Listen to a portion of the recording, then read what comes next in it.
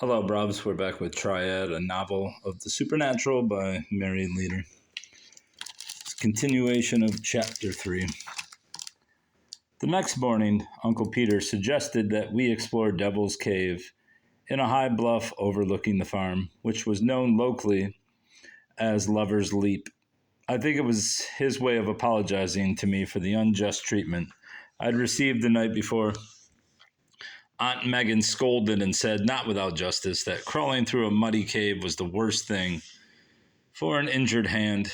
Rhiannon, who'd been invited too, said she thought caves were creepy places, and she had better things to do than get herself all dirty in some hole in the ground. We left the breathless heat of the daylight and entered the breathless cold of the cavern.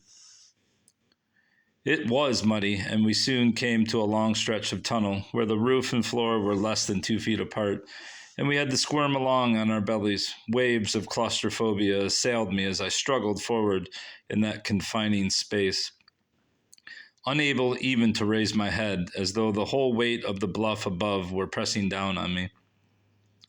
My hand ached as I used it to propel myself along, but I said nothing, and my uncle kept urging me on, saying that our momentary discomfort would be rewarded by what lay beyond. When at last we were able to stand, I caught my breath in wonder. We were in a vast chamber, in the center of which was a cluster of pinnacled stalagmites that spiraled upward like a fairy castle. In the light of Uncle Peter's lantern, the moist formations glistened a soft salmon pink. Seer City, I exclaimed. The underworld castle that goes round and round. You still remember your grandmother's stories about the old country? Uncle Peter remarked, mildly surprised. Yet you weren't more than 7 when she died. He seemed to have forgotten that was only 2 years before. But she made me see everything as she told it, I replied. How could I forget? I can almost imagine old King Aron leaning out over a parapet, keeping watch over his kingdom. Uncle Peter laughed. I doubt if old Aaron ever got this side of the ocean. But this cave is occupied. Come over here. He led me into a shadowy recess and flashed his lantern. I clutched his arm in sudden dismay. Lying on the floor were 2 skeletons, their bones intertwined. A spear cut through them both. Necklaces of fine Indian metalwork hung around the neck bones. Don't be afraid, he calmed me. Do you know who they are? I answered in awe. Then the old legend is true, the one about the Indian lovers from rival tribes who leaped off the bluff rather than be separated, only they didn't leap. That's as common a story as George Washington slept here. Yet this time there was a thread of truth. The lovers, for one skeleton is female and the other male, must have hidden in here. But someone, possibly a disappointed rival or a medicine man carrying out a ritual execution, murdered them. How long have you known this was here, Uncle Peter? A long time. These are old friends by now. But why didn't you tell the newspapers? And have these lovers disturbed? I figured they earned their peace and their place together. Didn't you even tell Aunt Megan or Rhiannon? No, he said simply, I never did. But you shared it with me. I felt terribly proud. I thought you'd understand. I won't always own this farm, and before someone else does, I'm going to blast in the entrance so that no one will suspect what's here. I stared at him. The thought that he and Aunt Megan wouldn't always be here, that there'd be no farm to come to, was incomprehensible to me. Nor could I fathom his reason for keeping the secret, but I could respect the sentiment behind it, so I didn't protest. If Rhiannon knew you'd told me about this and not her, she'd be furious, I said at last, not adding that most likely she was already jealous of this morning's excursion, even if she had been asked. Then it will be our secret, he said. That'll be fun, having a secret from Rhiannon. But is it fair? She loves you so much. He was quiet a minute, looking at the skeletons, and then turned away, a strange, sad note in his voice as he spoke. Rhiannon doesn't love anyone. Branwen, she owns them. We returned in time for Aunt Megan to send me out to pick raspberries, after she'd made us both change into clean clothes. It was sweltering in the raspberry patch, and I was sorry the wild red plums weren't ripe, as I could have picked them in the shade.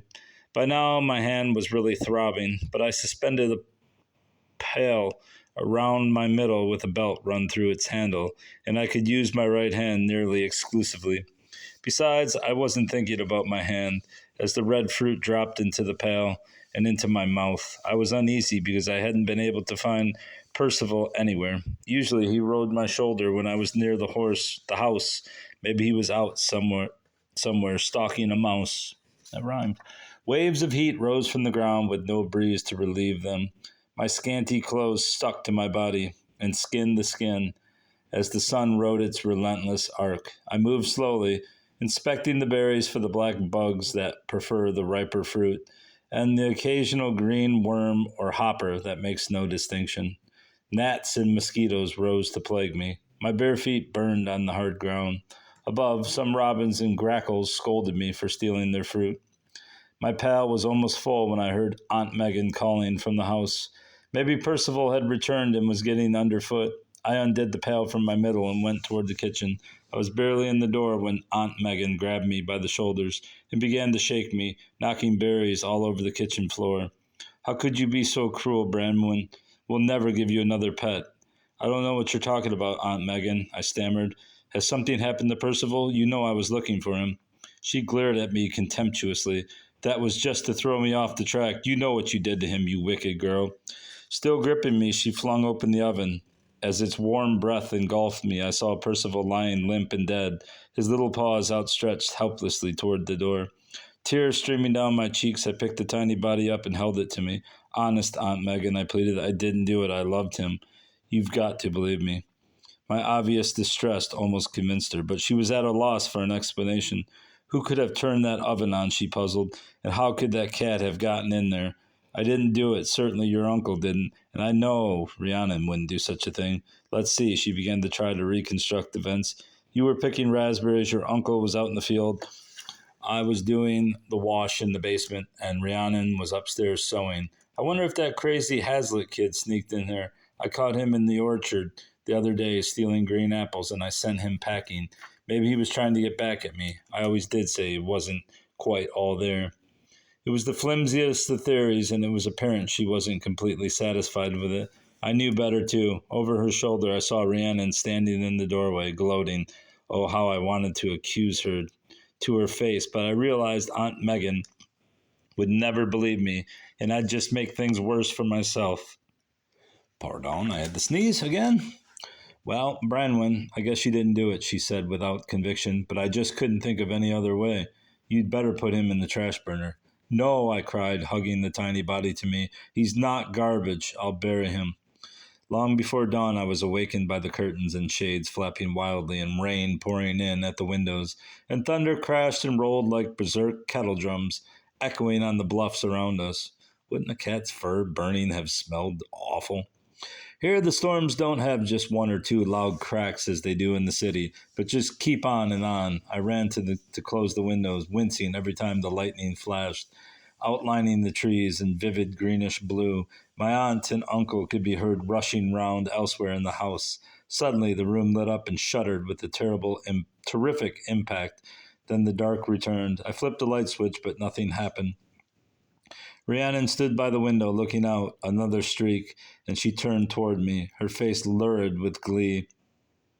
I saw a winged black thing flapping at her shoulder, and I stepped back in fright. But just then Uncle Peter came into the room to see that we were all right and to bring us some candles. The winged thing had fled the quavery candlelight, and I decided it was only a shadow created by the lightning.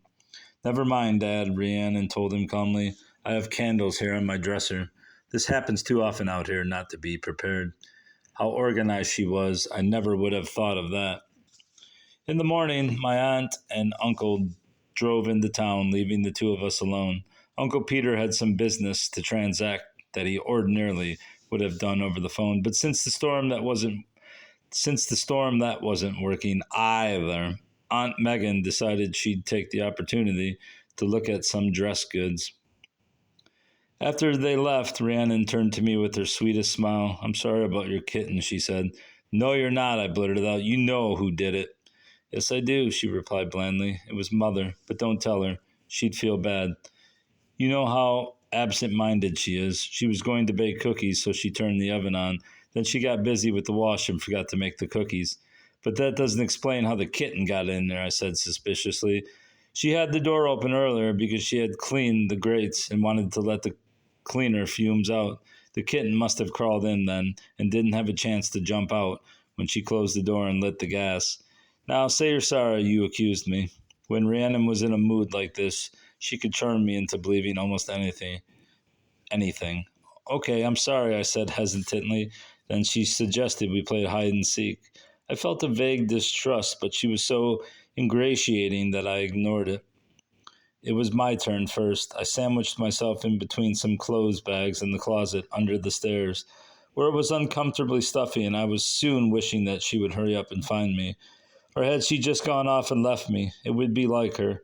I was reassured by the slam of the back door and her footsteps going down into the cellar. Did she think I'd hidden outside? It was too wet and muddy out there for that. I could hear her moving around in the basement and giggled to think how far off the track she was. Eventually, she dug me out of my hiding place, and it was my turn to go out in the sun porch and count to 10. With the last number barely out of my mouth, I began my search. First, I climbed the narrow stairs to the attic where shafts of dust-laden sunlight slanted through yellowed, filmy window panes. The arched backs of old-fashioned steamer trunks, probably brought from Wales by my grandparents, stood abandoned, where the rafters angled down to the attic floor. I knew they held queer old clothes and household articles my grandmother had carefully and lovingly stored there. Jesus, I'm botching this. Someday, perhaps, Aunt Megan would let me go through them, but now I was on another errand. I peeked behind one trunk after another, but there was nothing there. The head and foot of a tarnished brass bed and old commode over in the corner were also innocent of quarry. I stood still and listened, sweat beginning to form on my back, for last night's storm had not broken the heat wave. All I could hear was my own breath, and when I held that, all sound ceased completely. If someone were lurking there, certainly a board would creak or close hanging on a pole near the commode would move slightly. More and more, the total emptiness of the place pressed in on me. Besides, it was too light. Rhiannon would not be here. I went back down to the bedrooms on the second floor, but they were imperturbable, their neatly made beds bathing in a morning sun that belied the violence of the night before. A quick check under each bed failed to produce her, and the closets were undisturbed. Rhiannon must be down in the cellar. Of course. That's what had taken her so long down there. She'd been trying to find a place to hide. The back steps led down into deepening gloom, and I instinctively tried to switch on the lights before I remembered the lines were dead. It was an old house, and the cellar floor was of hard-packed earth. Tools and other farm implements hanging from nails in the beams overhead brushed me as I went past. Dim light was coming through the window wells, but many of the panes were broken and boarded up, so light was at a minimum. I stopped and listened. No, nothing. Maybe I just thought I heard something, but there it was again, a creaking of rusty hinges, and I thought I saw the lid of a huge unused freezer chest move up and down slightly. I started toward it, then shrank back with a half shriek as my bare foot touched something cold and slimy. My eyes, by now accustomed to the half-light, made out a small, mud-caked form. Percival! So that's what Rhiannon had been doing when she took up so long to find me. A muffled sound of laughter issued from the chest. She'd moved the lid deliberately just so I would step in that direction. I snatched up the kitten's rigid body and ran up the steps, sobbing. Rhiannon could just wait for me. I hoped she wouldn't come after me, as I wanted to bury Percival in some secret spot she couldn't find. After I finished, I returned, determined to drag her from the freezer and have it out with her once and for all. She'd gone too far this time, but now the quiet in the cellar was shattered by sounds of pounding and screaming, coming from the chest, and the heavy lid no longer moved. Apparently, she had let it down too far, and the weight of it it served her right after what she'd done to my kitten, but I couldn't leave her in there. I took hold of the handle and tried to lift the cover, but it resisted me. Then, feeling it move grudgingly, I gave it a vicious yank, and the rusted metal came off in my hands. That's not the way it was, Branwyn, and you know it. Rhiannon, even now I couldn't remember the metallic note that always crept into her voice whenever she taunted me. I was standing in the center of Miss Lucinda's ballroom where she had held her ghost parties. Fingers of sunlight filtered through the stained glass casement windows on the west side of the room, intensifying the blood-red walls with their outlines of black, carved moldings and making the room into the maw of a great monster. Lance, who had followed me up there, was rigidly erect, staring at me as though I were a stranger. A movement across the room startled me, but it was only my reflection in the blotched glass of a full-length antique mirror on the wall between the windows. You know what really happened, Branwyn? Don't try to hide it from yourself anymore. It won't work. There it was again, hissing through the speaking tube. Or was it in my mind? Sounds have a way of detaching themselves from direction. An irresistible force drew me toward the mirror, where my features showed yellow and distorted in the old glass. My features? The eyes in the mirror glinted, new-washed green. I tried to wrench away from them, to disclaim them, but they held me as once again I heard Rhiannon's mocking laughter coming from the chest. The kitten lay at my feet. She's a witch, I thought. She put Percival in the oven, but Gretel can do the same for her. For once I have her at my mercy. Impulsively, I darted forward and slammed the lid shut. She began to pound and rattle the grills inside. Well, let her.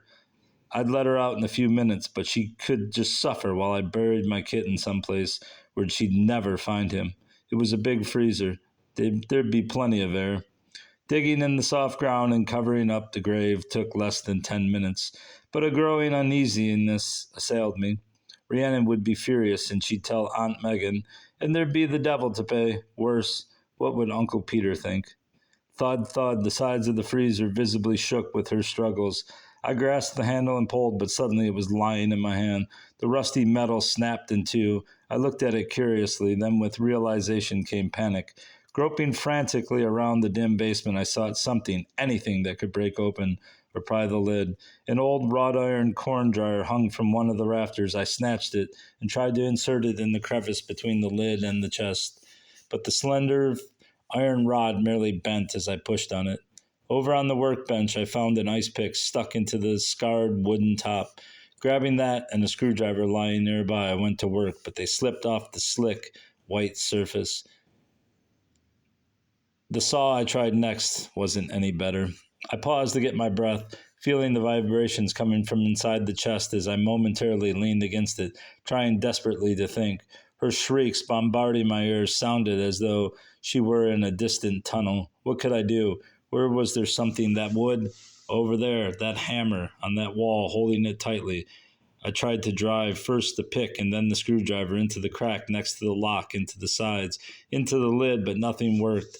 Just a few dents and nicks. Frantically, I clawed at the edge of the lid with nails and bare hands, reopening the gash in my hand on the remnant of rusty lock which held the chest closed. Then, in the murk under the stairs, I made out the outlines of a sledgehammer, half hidden by stored junk. It was so heavy I could barely work it free. But finally I managed to drag it over to the chest. Mustering all my force, I lifted the unwieldy thing above my head, a feat I was unable to perform later, but that was the limit of my strength. The sledgehammer toppled ineffectually against the unyielding porcelain, gouging a long furrow on the white top. It was hopeless. I'd have to get help. Rhiannon's screams in my ears. I ran upstairs and tried the phone, but it was still out, and the nearest neighbor was almost a mile away. The road stretched up and down hill ahead of me. The road stretched up and downhill. Downhill ahead of me. A gravely fleeing thing that clawed, scorched, and bruised my feet as I raced along it, hoping desperately that I could flag down a car. Here there were no houses, only rock-strewn bits of pasture interrupted at intervals by jagged, laminose shelf rock that overhung the road, a white schoolhouse abandoned for the summer. Offered no help. Finally, I heard the whine of a motor. It was a station wagon loaded with kids in the back. I guess the parents up front weren't bargaining for any more, because when they saw me signaling wildly, they all waved back and went merrily on their way. At last, I stumbled upon the porch of the neighbor's house. and banged on the door. Chickens clucked in the barnyard, a dog barked inside, and I thought I heard footsteps approaching the door. But they were the imagined steps you often hear on knocking at the door of an empty house. Running around to the rear, I saw the vacant space in the shed where the car should be. Reeling with panic and exhaustion, I pushed on to the next farm. While his wife was calling the sheriff, the farmer brought me back in his truck.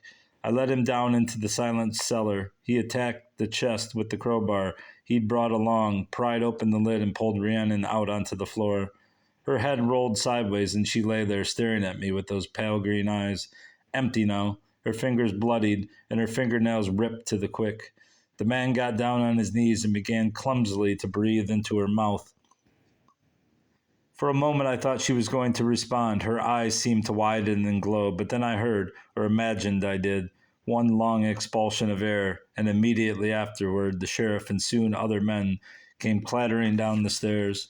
Later, the coroner said that if we'd gotten there 5 minutes earlier, she might have been saved. My story to the sheriff was simple, logical, straightforward, and untrue. But no one ever thought to doubt me. I told them that Rhiannon had hidden in the freezer, and somehow the cover must have closed down on her. For when I came down into the basement, I heard her pounding in inside and was unable to free her after the handle broke off, in spite of everything I tried. I omitted the part about the kitten because I thought it would grieve her parents unnecessarily, and the truth about who really shut the lid would have devastated my parents and maybe even killed my mother, who had always been frailer than Aunt Megan. Nor would knowing my part in the accident have done my aunt and uncle any good either. It hurt to see them blaming themselves for leaving that old freezer in the cellar. But did my guilt make theirs any the less? Would knowing the truth bring their daughter back? Might they not even think I deliberately killed Rhiannon? Oh, Uncle Peter would have believed me, I think, but not Aunt Megan. I struggled with my conscience all through the funeral when I had to sit with the family and look at her lying there in the open coffin. Her heavy gold hair combed over her shoulders, her hands folded like a saint at her prayers. Nor did my conscience rest any easier for the realization that my grief arose, not out of sorrow for her, but out of regret that it was I who caused her death. No, the truth wouldn't do anybody any good, I told myself over and over. I was the only one it could have saved, but I didn't know that then. And as I watched the dirt being shoveled down onto her coffin, I determined to bury the truth. As irrevocably as she was being buried, I wanted to forget, and I did. So well that in later years I wondered why I could never bring myself to talk about her, and why the mere mention of her name would set my hands to shaking, and a pulse hammering in my head. You murdered me, Branwyn. You murdered me. The figure in the mirror was growing clearer and clearer, as if it had added a third dimension and was about to step out onto the floor. I reached out to push her back, but my hand had no substance, as though the corporeal had been drawn out of me into that thing before me, which was becoming so solid that I could see its outlines right through my fingers. I felt I was slipping over the edge of the world, the cord that bound me to reality stretching taut and thin into one infinitesimal filament.